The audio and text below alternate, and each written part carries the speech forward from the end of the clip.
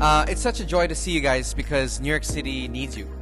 As much as it's got a lot of glitz and glam and a lot of bright lights, there's a lot of darkness here. And so you being in this room right now, the kingdom of darkness is kind of shaking in their kinky boots, if you don't know what I mean.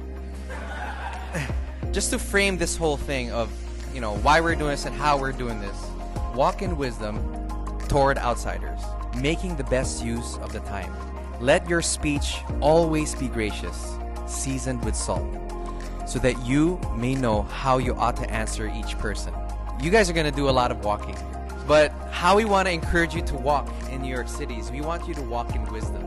Let your speech always be gracious. So what are we doing here? Are we here to win intellectual arguments? Are we here to point anyone's sin? No. What people need in New York City is authenticity. What people need in New York City is people who have a gracious tongue.